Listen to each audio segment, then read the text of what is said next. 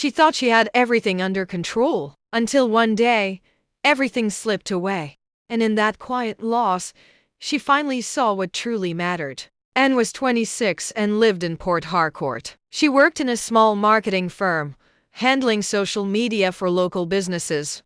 The job was not perfect, but it paid enough to cover her needs, and was known for being organized and independent. She lived alone in a modest apartment. Her days were predictable: work, home, a little time online, then sleep. To many people, Anne was doing well, but inside, she carried a quiet pressure. She wanted more success, more recognition, a better life, and she was willing to push herself hard to get it. At work, Anne began to take on more responsibilities than she could handle. She stayed late almost every day. She took on extra clients. She said yes even when she was already overwhelmed. At first, it felt like progress. Her boss noticed her effort.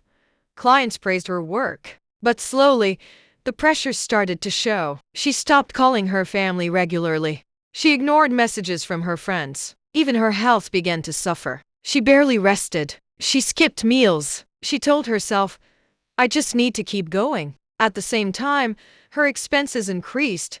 She wanted her lifestyle to reflect her hard work. So she upgraded her apartment, bought new furniture, spent more than she should have. She believed things would balance out eventually, but they didn't. One month, a major client suddenly ended their contract. It was unexpected. That client had been responsible for a large part of the company's income and Anne's bonuses. Things changed quickly. Her boss became tense. The office atmosphere shifted. Then, a week later, Anne was called into a meeting. "We have to reduce staff," her boss said gently. "I'm sorry."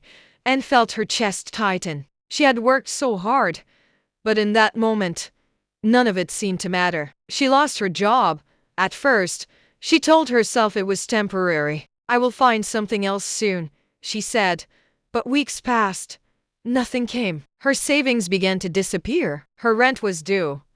The life she had built started to fall apart. The day her landlord knocked on her door, everything became real. "Anne, you need to sort out your rent," he said firmly.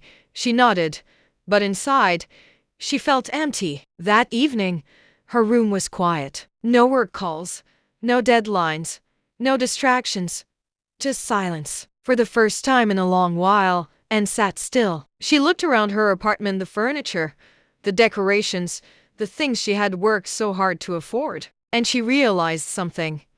None of it was helping her now. She picked up her phone and scrolled through her contacts. So many names, but she had not spoken to most of them in months. Then she saw one: "Contact Mom." She hesitated. Then she called. Her mother answered on the second ring. "Anne, my dear, how are you?" The warmth in her voice was immediate. Anne tried to speak, but her voice broke. "I'm not okay," she said softly. It was the first honest thing she had said in a long time. She explained everything: losing her job, the pressure, the fear. Her mother listened quietly. Then she said, "Come home for a while," and did not argue. A few days later, she traveled back to her family home. Life there was simple.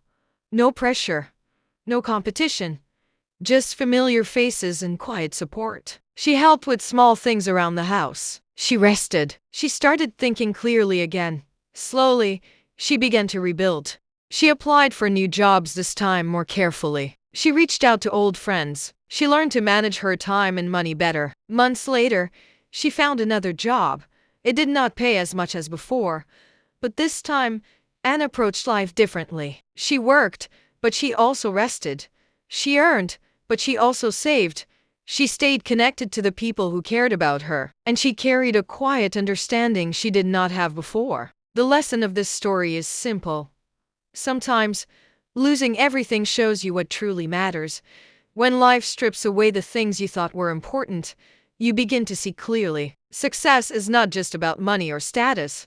It is about balance, peace, and the people who stand by you when everything else falls apart. Because in the end, those are the things that truly last.